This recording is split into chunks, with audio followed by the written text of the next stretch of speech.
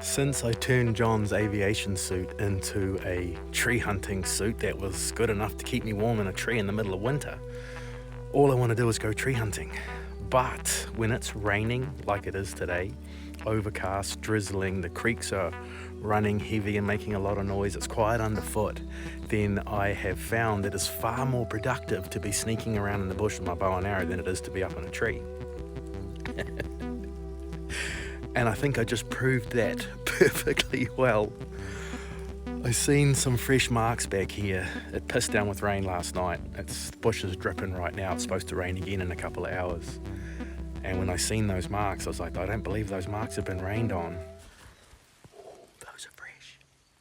So brakes were on, slowed right down, popped over the hill, and a deer spooked from right in front of me at like, I don't know, 4 or 5 meters just here. And that was all good, it ran off. Then I seen another one stand up and I could just see its back legs.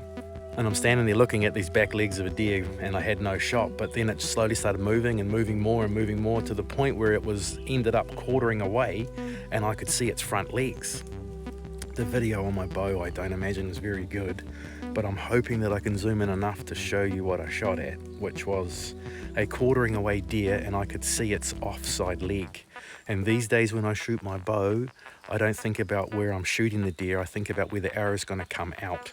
And when I could see the offside leg and I knew the arrow would come out on the offside leg and the offside shoulder or thereabouts, I was like, that's a good shot. So I took it and I seen the arrow hit the deer and I'm convinced that it is down. But I'm just going to stand around here for a bit and just give it some time and calm down. 18 meters. But yeah, hopefully I am about to track a pile of venison. Can't see my arrow. I don't even know what the deer was. The only thing I could see was its back legs, its front legs. Yeah, I could see both of its front legs, but kind of from there forward I couldn't see anything. But the fresh marks that I seen back there was a doe print, and then straight after the doe print there was a buck print. Didn't look like a big one, so a young buck spiker hopefully.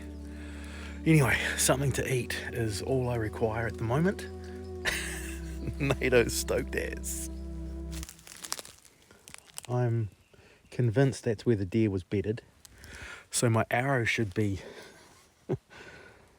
right there somewhere and it's not. So maybe I'm wrong and I did hit the offside shoulder, even though it didn't sound like a hit bone. Anyway, track the deer. Maybe the arrow's in the deer or on the way to the deer. And if not, then I'm coming back. Oh, there's no doubt the shot was good. That's one thing. But I've got to find my arrow. Man, the deer didn't make it far at all. I'm surprised I didn't hear it crash. What do we got? No antlers. That's not a bad thing. Ooh, it's a young one. Young and tasty. That's the entry, and like I said, I could see the offside shoulder, and that's what I was aiming for, was the offside shoulder, not the side I was shooting at. A little bit forward on the exit, but again it was a quartering away shot, so that's about perfect. And no, I didn't hit the bone, so my arrow has to be back there somewhere. Every bow hunter's how do I say it? Every bow hunter's going to understand the frustration of looking for arrows and not being able to find them. I just can't let it go. I got to keep going until I find them, and the amount of time that I've put into arrows that I haven't found is ridiculous. Should just buy some more, but yeah, something in me just can't let it go. Oh, I know why I couldn't find my arrow. I don't know what it went through to be stuck in there.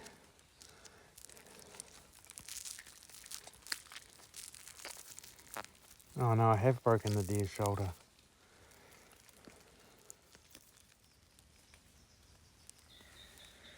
That there is entry. And this here is exit. And I got right in the corner of the Bolar Triangle, but I actually did completely destroy the shoulder. And when I boned it out, I'll show you, it's cut the ball joint clean in half. I was kicking all around in there looking for the arrow, kicking all around in here, kicking all around in there. And look at this, the whole time.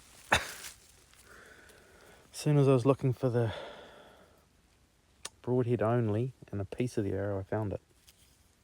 Alright, that's what a shoulder joint's supposed to look like, the ball joint and the top of the shoulder blade. And look at this. The top of the shoulder blade's all fully intact, but the ball joint has been completely cut in half. That's pretty cool. Fixed blade broadheads, man.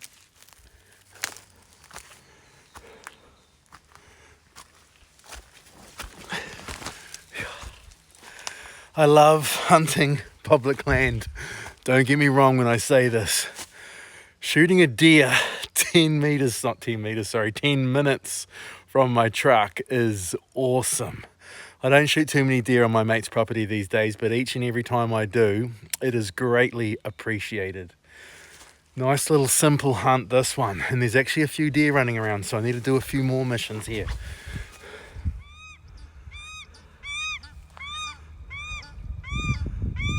I'm afraid you're a little bit late. Well, that is a great way to start the day into deer already, which is totally awesome. Back on public land today on a public land mission. Everything's on the hit list, and I just wanted to get up here early enough to hope that there was some deer out there, because I seen a bit of sign there yesterday, and see where they're coming back onto the public. This fence line here is the boundary between public and private, and I've just watched them cross that boundary. So there could be a ambush hunt style situation getting set up there one day soon. But today's mission is to walk past there and head into an area that we were in yesterday. When I say we, myself and Claire with an eye, my partner, came up here yesterday into this block. Haven't been in this block since the Raw. And yeah, I'd seen a fair bit of sign way up this far corner, seen a spiker and a few other bits and pieces, and ever since then I've wanted to come back.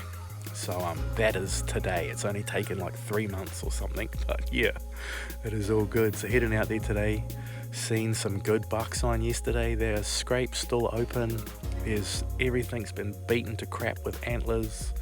I had a shot at one deer early on in the day and missed it. My rangefinder said it was 23, and I was looking at it going, nah, it's not 23. Then I ranged again and it said 23.5, and I was like, well, the rangefinder doesn't lie. I let an arrow fly at a deer that was standing square onto me, and the arrow went between its front legs and between its back legs and clean missed the deer, which is all good, right? Range was wrong. Rangefinder said 23.5.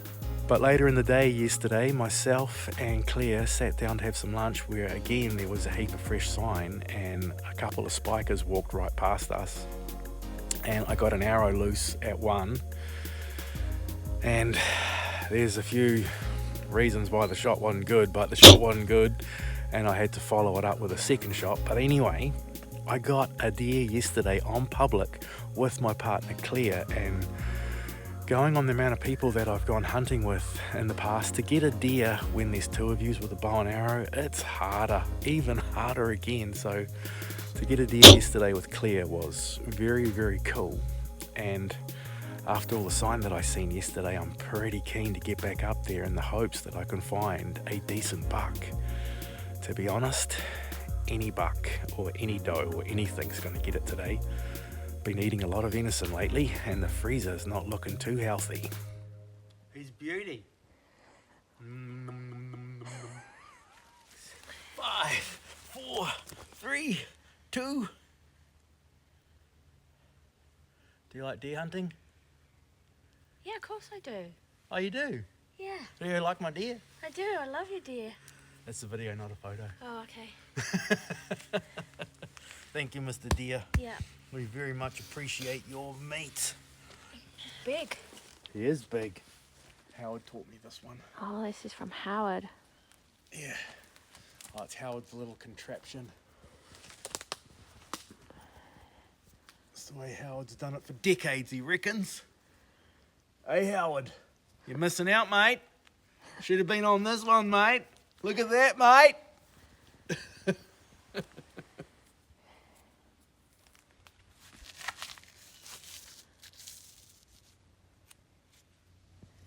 It's a real art, isn't it? Everything's easy when you know how. Mm.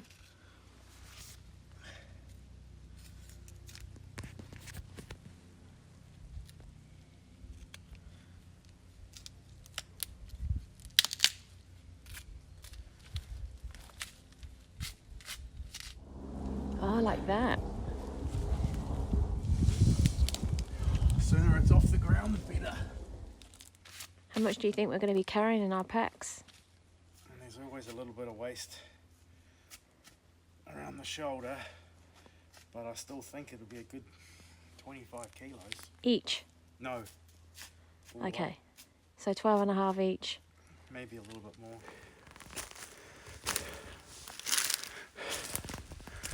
Could get used to having this donkey thing.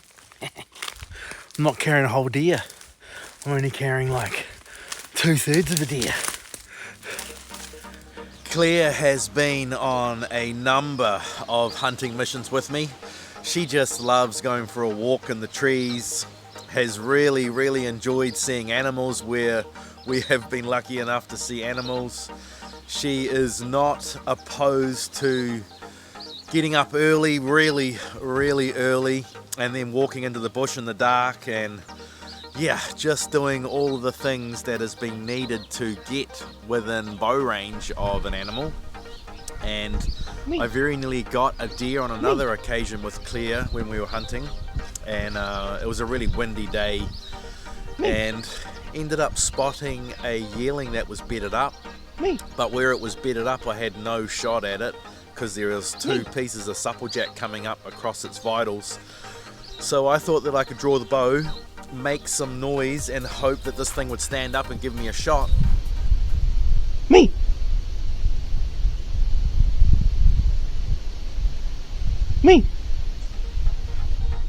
But it didn't matter how many times I went, me! It just wouldn't get up. I ended up letting down. Not only was Claire super keen to get out of bed early as and do some really big public land missions, but she also wanted to see what tree hunting was all about. And again, she wasn't opposed to getting out of bed early and getting into the bush and going and climbing a tree. So Claire has even been tree hunting on my mate's property just to get a taste of what it's all about and just try and conquer the weather. How do I say it? The biggest negative in tree hunting is staying warm. So we took a sleeping bag up into the tree and managed to keep Claire warm for like 5 hours at a time, which I think is pretty cool. And we even managed to see deer while we were tree hunting. I wasn't quick enough to get any footage of those deer, but I reckon it is only a matter of time before myself and Claire with an eye shank a deer from a tree, because she's keen as to get back and do it again. Other than those missions, myself and Howard have been back into our public land spot, our favourite public land spot. But if I'm honest, yeah, it's been a little bit eventless. Since the roar, we've seen very little animals. In the rut, it feels like there's animals everywhere. I had a couple of weeks where I was seeing animals every day. Could have shanked bucks. Yeah, anyway, the closest I've been is on a tree hunting mission day with Howard, and a yearling came through. I managed to get the full draw and stop the yearling.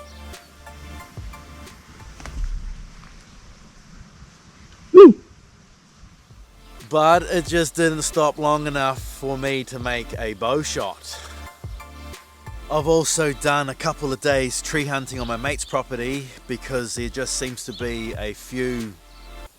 there's enough deer there at the moment to warrant going in there and hunting it, and I had some new tree gear that I wanted to try out, so I thought I'd sneak into a little spot that I knew, climb a tree, and then a trail came right in around underneath the tree, and figured if a deer walked that trail it was going to be in big trouble. Turns out that it's not only deer using that trail, but there was a wild cat that turned up, and it picked me out, seen me draw the bow. Well, sorry, it picked me out, and then I tried to draw the bow while it was looking at me, and I'm making excuses here, but I drew the bow on a funny angle, my body position wasn't right, and I managed to completely miss a cat at 12 meters. Oh, you joke. This is what it is, right? You got to learn from these things. I need to have my body position so I'm shooting this way, not shooting that way square, or I'm going to mess it up, right? So yeah, that is all good. Now, roosters. I am now 10 days deep on rooster hunting, and I've got another rooster hunting mission coming up next week, and I'm going with brother Howard into the bush next week. He's going to have a crack at rooster hunting. But rooster hunting so far has been bow walking. Milan used to call me the bow walker. When I first got a bow and arrow, it took me 1.5 years to get my first deer with a bow.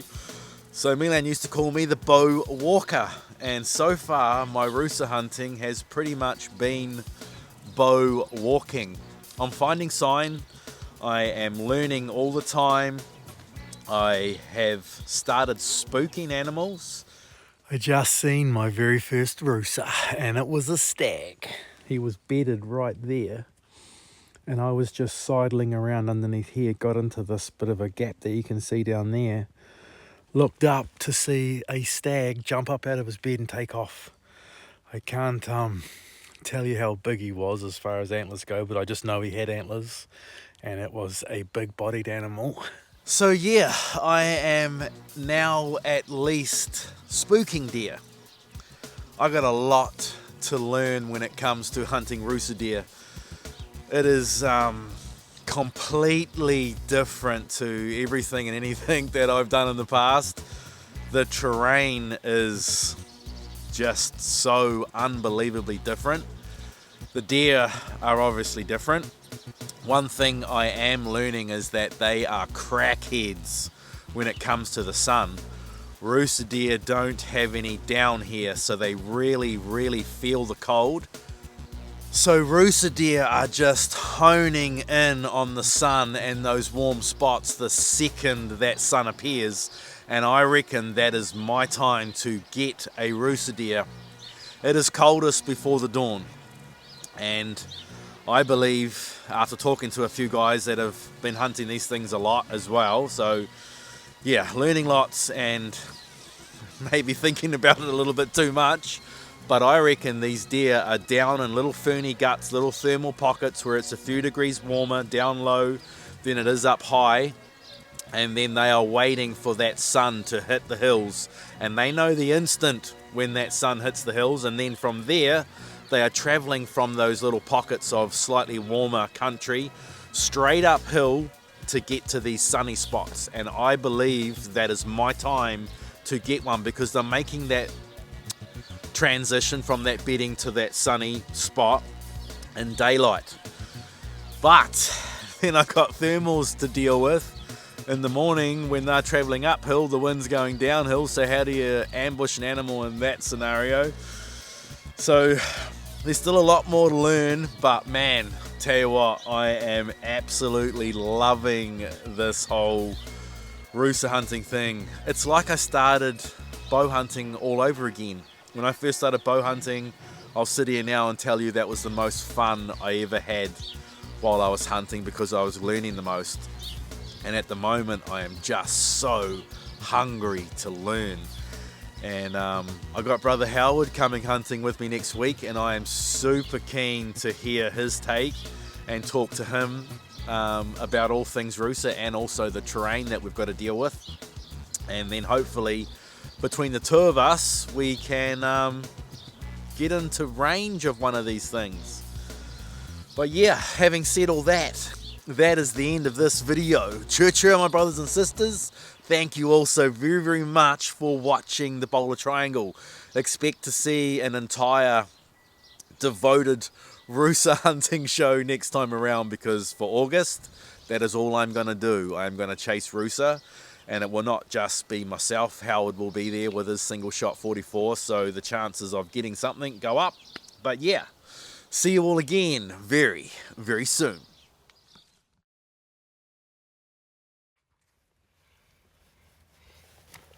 There's the efficiency of a 44 mag, eh? Hey, for I reckon sure. you got the best guide in the world, mate. Yes, and he's a bow hunter. Look at that. Oh, he's a frickin' jumbo, Look Howard. at that.